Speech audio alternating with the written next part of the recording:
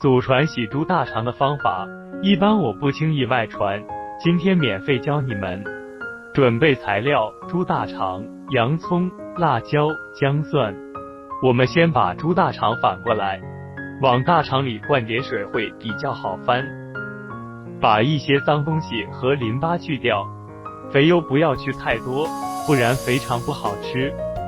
再把大肠翻回来，加入一些盐、一些生粉，反复揉搓后洗干净。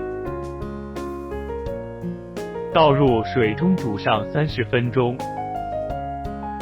把生姜切片，蒜头拍碎，辣椒切圈，洋葱切片。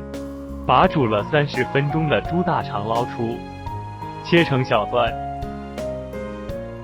往热好油的锅里倒入姜蒜翻炒出味，加入剩下的配菜，加入大肠，翻炒1分钟。